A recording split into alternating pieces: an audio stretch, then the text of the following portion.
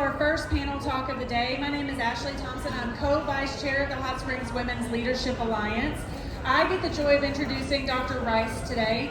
I will give you a little bit of background on how this event came to be. I'll give you the Cliff's Notes version. I was called crazy. She saved my life. Now we have a Women's Health Expo. So it goes, right? Before we begin, I want to thank our sponsors. Let me go through them real quick. Our Health Talk sponsors, Restoration Healthcare, National Park Medical Center, and Chrysalis.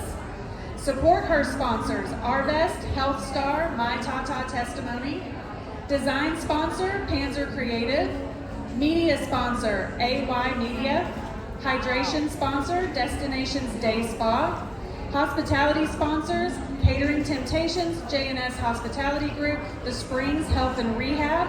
And our besties are Harbor House, The Practice Field, Small Steps Equals Big Changes, Spa City Vascular and Wellness, and Statements for the Home. Now I get to introduce Dr. Rice. Dr. Rice is a dual board certified trauma and general surgeon. She and her husband own direct surgical care in Hot Springs. Dr. Rice provides advanced surgical care locally and continues practicing trauma surgery in Dallas to stay at the forefront of her field. She is also a passionate educator and advocate for wellness and purposeful living. I can attest to that. She saved my life. I'm not kidding. For our Cancer Health Talk, this is sponsored by Restoration Healthcare. They'll guide us through some powerful conversations on breast, ovarian, and colon cancers. And please join me in giving them a warm welcome. Thank you so much. It is definitely an honor to be here. We're so excited to bring these panel discussions. When we were asking these wonderful providers to be a part of this, everybody jumped at the chance. It was quite delightful to see. You know, we take care of a lot of people, and it can be very stressful. We worry about you all, and being able to empower you to be able to be your best advocate is something that makes all of us feel very rewarded about. So thank you for being here. Thank you for learning, being part of this sisterhood we're growing. And I want to introduce you to our first discussers. Our first panelist.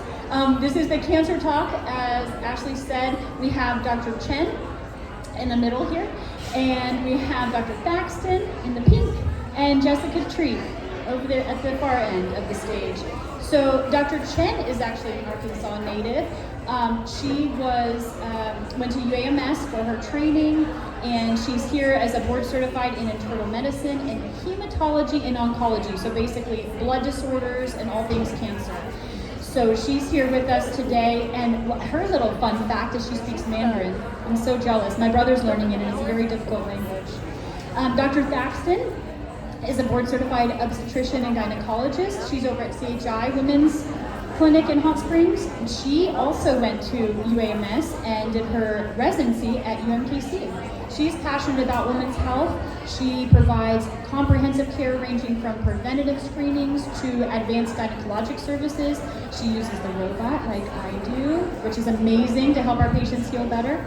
So we're grateful you are here. And then Jessica Treat is a nurse practitioner with National Park Pulmonology Associates, it's now called, which is a part of National Park Medical Center. And she provides specialized care in pulmonary medicine, so all about the lungs, treating conditions like asthma and COPD and other respiratory illnesses. And Jessica, too, is passionate about supporting her patients' health, and she blends the medical expertise with compassionate, personalized care and helps her patients breathe easier and live well. So we're glad that you guys are all here to help us walk through this very difficult discussion. Now, as we know, we could spend a long time just talking about cancers. We've chosen to talk specifically about lung, breast, ovarian, and colorectal because these are the ones that most, unfortunately, impact women, predominantly over men in a lot of cases, and are the biggest killers for us. So we're going to dive into it talking about lung cancer first. So Jessica, we know that lung cancer is the leading cause of death in women. And I don't know if people know this. Did you hear that? Lung cancer is the leading cause of death in women, cancer-related death. Cancer-related death. It's the second most common cause of cancer in women overall. And so 1 in 16 women in the United States will develop lung cancer in their lifetime. What can we do? How do we get here? So we need to, know our risk factors. and what we are exposed to. If you're a smoker, obviously that's the leading cause of lung cancer is smoking. So smoking, secondhand smoke exposure, having a primary relative diagnosed with primary lung cancer, that's a mother, father, sibling, grandparent, that increases your risk factor for developing lung cancer as well. Also occupational, people that are welders, military. One that's also that people don't realize is hairdressers. They are exposed to breathing in those chemicals all day. So those are risk factors for women. So knowing your risk factor is very important. Also, we need to really focus on screening for lung cancer. Most people don't realize screening, and we do low-density lung cancer screenings yearly if you meet those criteria for low-density lung cancer screenings. So I want to kind of touch on the criteria a little bit, because that's Please, thank you. what is most important when we're talking about low density. First and foremost, a low density is just a regular CT, but it's lower radiation delivered to the patient, so it's a little bit safer. But criteria, age 50 to 80, 1 pack per day, 20 years of smoking. Let me stretch on that a little bit. 1 pack per day for 20 years, or maybe you smoke heavily, so 2 packs per day for 10 years, that's 20 years. Maybe you smoke less than that, half a pack per day for 40 years. All of that equals a 20-year history. So if you meet that criteria, you should have a low-density lung cancer screening. And then if you're a non-smoker, if you think, hey, I quit smoking, I don't have to worry about this anymore. That's not the truth. You should, if you meet that criteria, you should be screened for at least 15 years non-smoking. So if you quit smoking, let's say at age 50, and you meet that criteria, you should be screened every year until you reach age 65. So lung cancer screening, very important, very, very important. That's interesting that you describe how long we have to worry about it. Basically, it means that, this is such a danger, smoking is such a danger, that it not only impacts you while you're smoking, but it impacts you for years to come once you quit. So there's no safe amount. And Absolutely not. when you mentioned about the secondhand smoking, I don't know that a lot of people know this, because I talk about it with my patients and it's surprising. Secondhand smoke kills. Absolutely. On the order of hundreds of thousands a year, maybe even we're in the millions now per year. Just secondhand. That means if you're in a room with someone that smokes, if you live with someone that smokes, it stays on their skin, their hair. This is enough to trigger asthma attacks. It's enough to be a risk for the person nearby. Yes, ma'am. Thank you very much. So you've already mentioned some of those lifestyle changes. What are other lifestyle changes that we can do to help decrease our risk of lung cancer? I can't stress enough, if you're a smoker, please stop. That is the biggest thing you can do to reduce your risk factor for developing lung cancer is stop smoking. Vaping, stop vaping. Dangerous. If you vape, you are still at risk for developing some kind of lung cancer. Another lifestyle change, healthy diet, exercising. Healthy diet and exercise. Not only is that healthy for your full body, but it boosts your immune system, keeps you nice and healthy. Exercising, keeping those lungs nice, open, healthy, so you can be prepared if something like that should ever happen. Avoiding secondhand smoke exposure, like we talked about, that's a big one. Here's another one that most people don't realize, and it is a cause of primary lung cancer with non-smokers, is testing your home for radon. It's a very big one, and you can get kits online. Radon is a tasteless, odorless gas that's emitted naturally in our soil. It can go in through the home, and we can be exposed to it. We're more exposed to radon in our home because that's where we are most of the time, is in our home.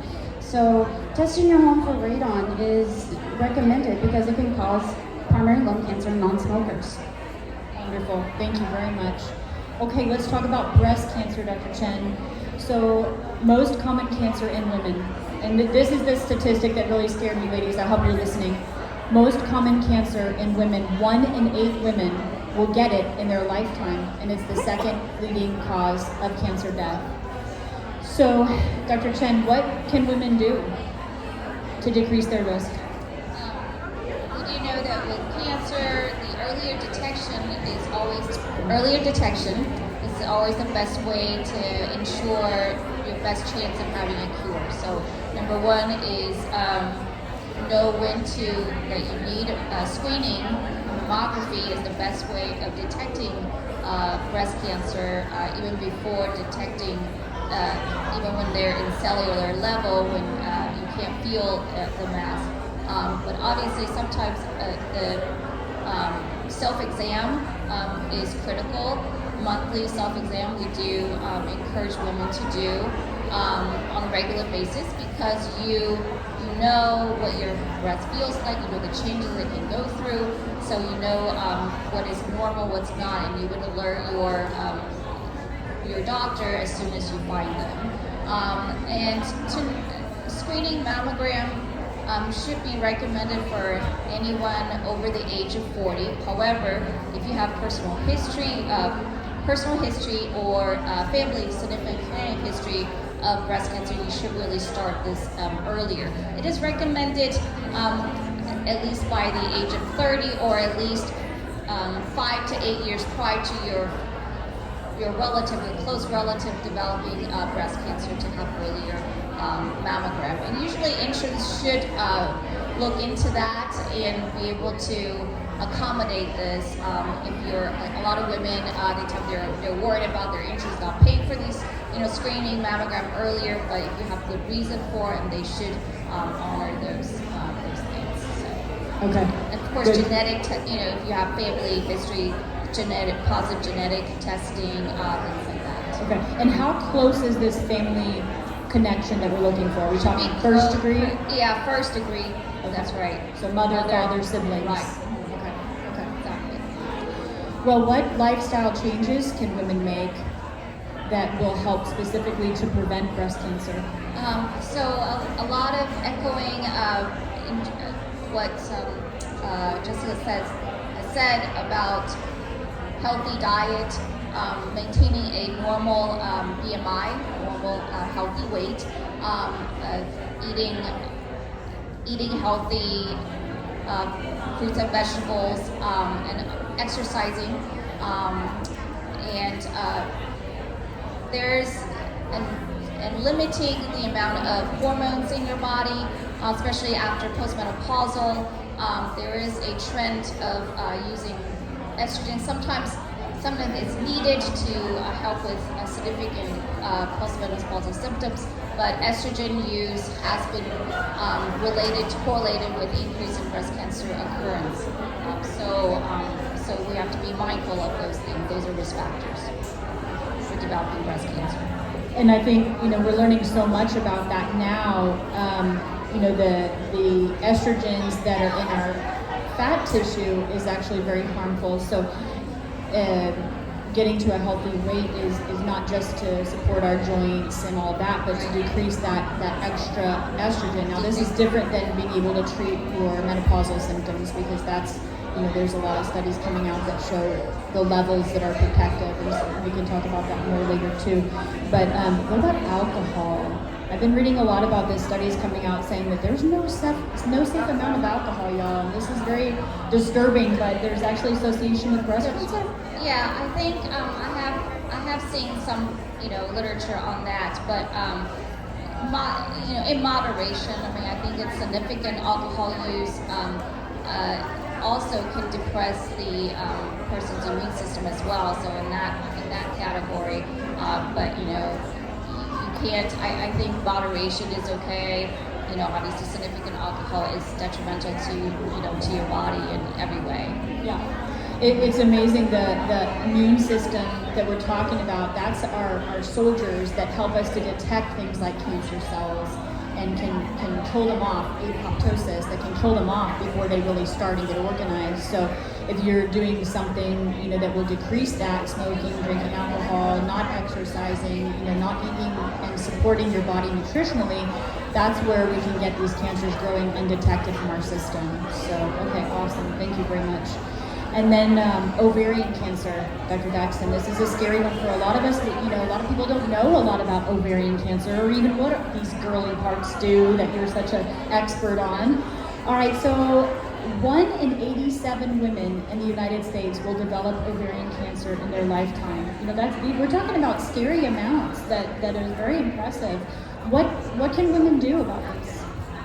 Well, I don't want to be a Debbie Downer, but when it comes to ovarian cancer, there's just not a heck of a lot that you can do, to be honest with you. So, ovarian cancer, as you said, about 1 in 70, 1 in 80 women will get ovarian cancer at some point in their lifetime.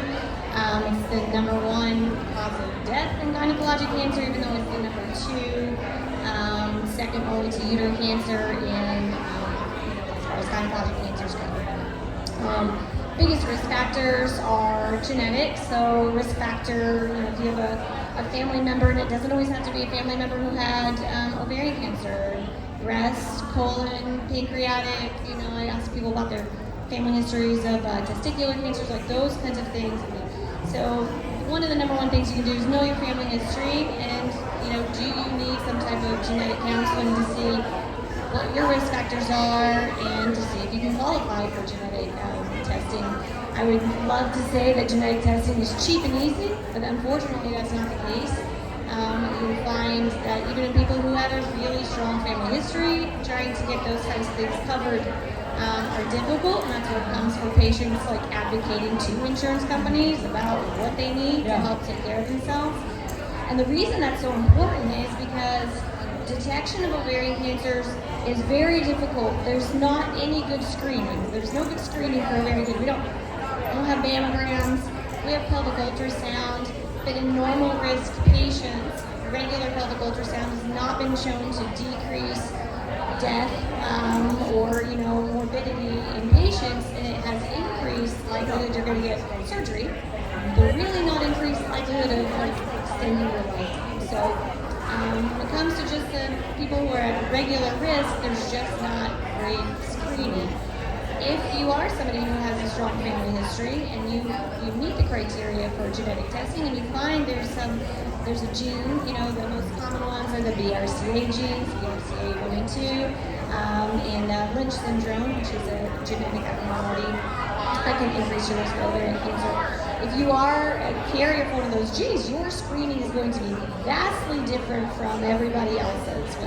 When it comes to your breast screening, and then in those patients, we do what we can with, every 6 months you may come see me, we may look by ultrasound, there's some non-specific blood work you can do, but the big thing is just knowing your history and seeing if you can qualify for genetic testing. But what we see is that the risks for ovarian cancer seem to be higher in women who just have, the more your body ovulates, the higher your risk of ovarian cancer. So things that decrease ovulation in your body. So oral contraceptives.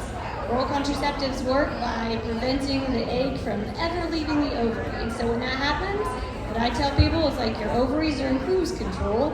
And so they're sitting chill because you're taking estrogen, progesterone, so they don't have to worry about it. So over 5-year use, people can decrease their risk for lifetime risk of ovarian cancer with oral contraceptives. So people who have early menarche, if your period started really early and you didn't go through menopause until really late, you ovulated more often, that can be a risk factor for ovarian cancers as well. So as far as preventing ovarian cancer, that's another thing. You want to obviously, as you said, maintaining a healthy lifestyle is going to decrease your inflammatory response in your body, so that may be helpful. So even though there's not a screening per se, definitely being aware of your family history, what are the most common, because I was surprised to see that really patients present very similarly a lot of times. What can you tell us about the most common presenting signs and symptoms of ovarian cancer that women come to you with that we can have in our brains to help us guide when we need to seek help? Sure. The most common ones can be non-specific, which also make it difficult, but also enough to continue to be an advocate if you don't feel like something is right. So pelvic pain, bloating, decreased appetite, nausea. So those kinds of things can be the main symptoms. And I forgot to add, things that help decrease risk, like we were talking about, like if you find you have a genetic disorder, or maybe you just have a strong family history, there are options sometimes where people choose to have like an early oophorectomy, so that means taking out your ovaries early. We also know at this point that the most common type of ovarian cancer is called an epithelial ovarian cancer, and a lot of the times those start, we think, in the distal end or like the far end of fallopian tubes. So now, whenever we're, instead of just tying the tubes or throwing a clamp over, like now the practice is to go ahead and take out the entire fallopian tube. If you're having a hysterectomy, or it doesn't have to be for any cancer, for any reason, you're clearly done with your fallopian tubes at that point, because they are just a highway for the egg to travel. They won't provide anything else for you. Fallopian tubes are routinely removed now at the time, so I think that we're going to see that's going to be helpful as well. That was really shocking to me. I had no idea that they were a big cause of ovarian cancers, those daggum little fallopian tubes. Okay, wonderful. Well, let's move on to colorectal, since Dr. Thaxton was bringing up about the different types of genetic cancers that can come in groups. Ovarian, colorectal is a part of that, Dr. Chen. So 1 in 25 women in the United States will develop colorectal cancer in her lifetime. And unfortunately, as a general surgeon, we're finding that patients will present much more often than they used to, or excuse me, much earlier than they used to. We're even having people in their 20s presenting with colorectal cancer. What can we do about this for women? Yes, I think lifestyle changes is very big on the development of colon cancer. I think diet and environment plays a big part in the increase. The decrease in the age of presentation, and I think also advocating, noticing your change of your bowel habits, and a lot of times, more men than women, but or people who kind of ignore their GI, changes, like, oh, there's just my bowels, or things like that. I think they to be discovered, to go for early checkup, early colonoscopy, other than waiting till much later. Sometimes patients already presenting with, bowel obstruction. So just knowing be an advocate for yourself. If your symptoms should not be blown off, they should be taken seriously, and look, you can always and have the proper workup. Early screening is still key into curing the disease. So know your symptoms, go for screening. Yeah, I want to just dispel the myth here. It is not normal to have a bowel movement once a week or once every 3 days, right? If you think back to babies, they eat and they poop, they eat and they poop. We should be more like that. We really should be moving our bowels at least once a day, if not a couple of times. So it may be typical for you to only move your bowels once every few days or once a week, but that's not normal for your colon, and it does lead to, we now know, people who have chronic constipation, which we girls, we're so good about just putting our heads down and getting work done. That's how we run the world, right? We ignore our bodies, but even the airlines have it right. Put your mask on first, and then put the mask on the person next to you, even if it's your child. We have to take care of our bodies first. So if we are pooping well every day, even multiple times a day, what we are looking for is soft and not having to strain. That's where we have the best benefit for colorectal health, and that's where we now know more about chronic constipation causing problems like diverticulosis, which is the little outpouching of the soft spot. We now know about colorectal cancers and constipation's contribution to colorectal cancer. Are you hearing me, ladies? Chronic diseases and cancer just related to not pooping well enough. This is life-saving. People are dying at earlier ages from colorectal cancer, so we gotta talk about it. Pooping is life. Your girl parts start to fall out of your body. Yeah, your pelvic floor falls apart. 1,000%. Somebody else has to tack it back up for you, so try to... It's not fun. It's not fun. Yeah. So absolutely, everybody does it. My daughter, wherever my precious daughter is, she gave me a little plaque that's in my clinic. It's a cute little like the Highland Scottish cow, and it says, "Are you pooping?" and I have that right in my exam room because I want to dispel this myth that we can't talk about passing gas or pooping. Because if we're not pooping, we're not living a healthy life, and we're at risk of dying. Well, ladies, thank you so much. This is a scary topic, and it's so multifaceted, but I think that we've picked up on the highlights of these different killers of our women, and the overarching, message is just to decrease, if not eliminate, alcohol, absolutely eliminate smoking, get your body moving, get your bowels moving, and then support your body's healing with a proper nutrition. And we have so many resources here today to help us attack all of these issues, all of these questions. So please go around and visit our exhibitors, our providers, and we hope this was a benefit. Thank you so much for doing this with me.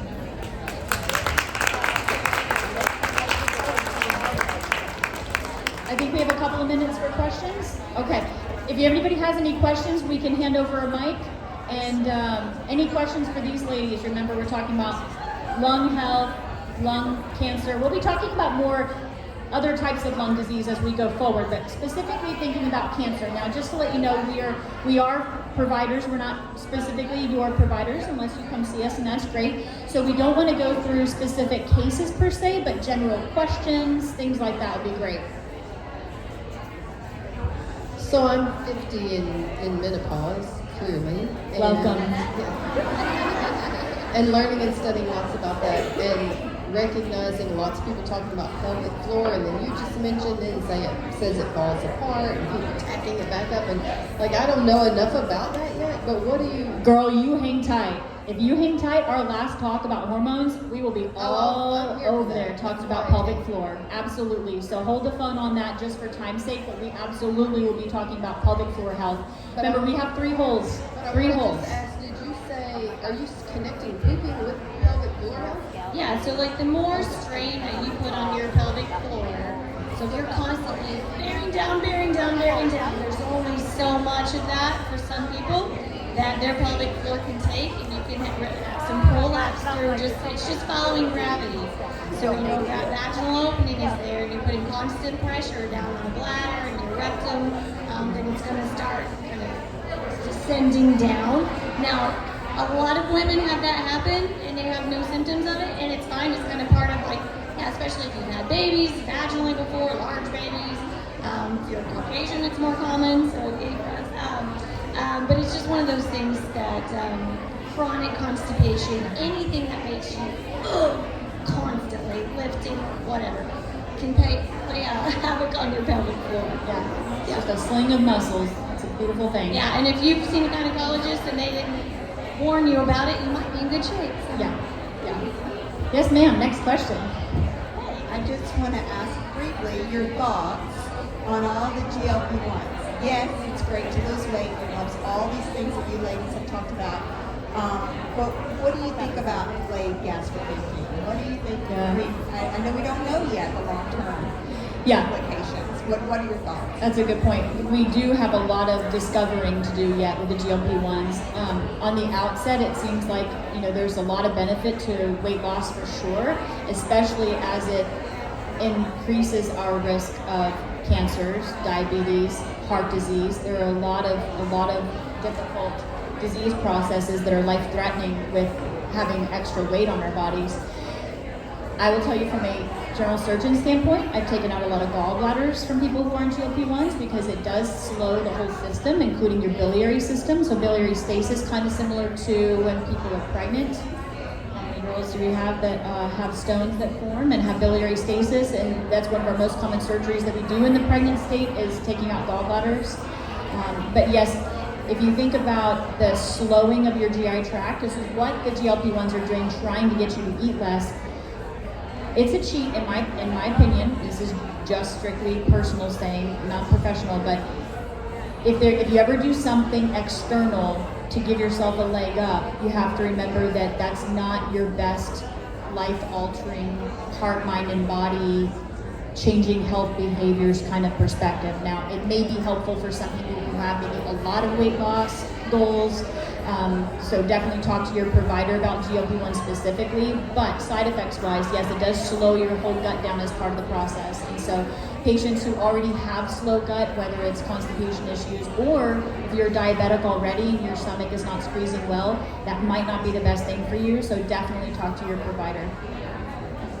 I just want a couple things. One, when I'm seeing patients for breast cancer, Dr. Chen, and they're worried about mammography being too much radiation, I try to assure them that there is no other screen like thermography that has data showing it's going to be as effective than mammography. Do you have anything to add to that other than assuring safety for people?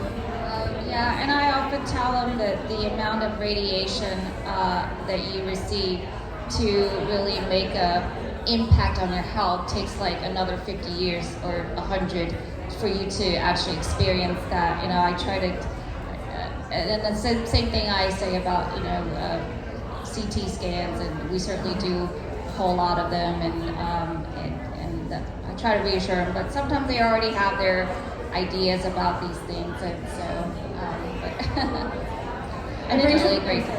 It brings up a good point. Oh, I'm sorry. No, go ahead. I was going to say, it brings up a good point about mammography. Thank you for saying it again, because we'd be remiss if we didn't talk about dense breast ladies. Who are my dense breast ladies? We have to get our MRIs, girls. We have to get we're learning more about that. They're actually putting it in the mammography report now, what density your breast is at. If you're a highly dense breast kind of girl, talk to your provider about getting an MRI. They're catching a lot of these cancers smaller because we dense girls like to hide this crap. And just in general, I was going to say, since it's the Women's Expo, and I'm so glad you're bringing attention to this. Yes. And part of the reason I wore this shirt today is that, like, women are 50% of the population. We are less than 10% of any studies, okay? Women specifically. How's that for disparities? Less than 10%. And when you start breaking, a majority of those are going to be related to pregnancy, because that seems to be what people care about most. So when it comes to these things, how females respond to cancers and cancer treatments, and how you treat menopause, like how do we lose weight as females, So those kinds of things are even a fraction of that. And so just those are the things to be aware of when you're to advocate for women and watch what's happening, as far as what monies are being available for scientific studies, because there's a lot of things out there, like the Women's Health Initiative study, which we'll talk about.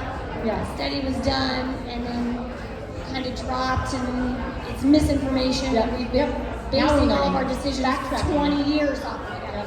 So we just need more push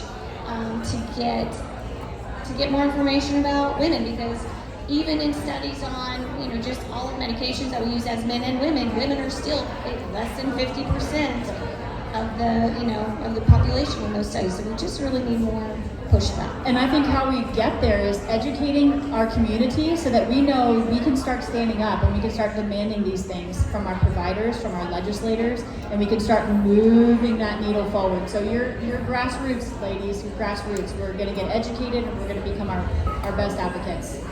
Yes, ma'am, I think we're time for one more. What do you think of the drug Keytruda? The drug Keytruda, what do you think about that? I don't know that I can speak well enough to, can you? In what way specifically? It's a drug. It's an immunotherapy drug that we use with multiple cancer lines. Is there a particular reason, like breast cancer? What do I think of it? It is very useful in certain kind of breast cancers. Especially triple-negative breast cancers these days.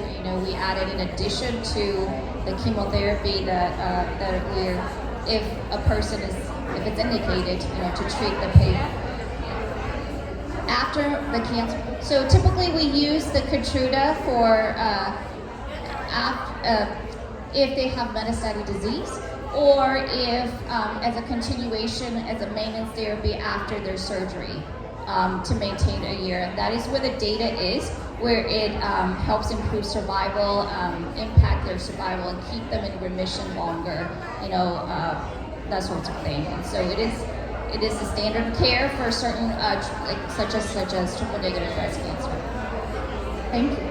And for if anybody else has other questions, please feel free to see these wonderful providers at their booths later, and we can go further than that. We do have, thank you so much, ladies. This was wonderful.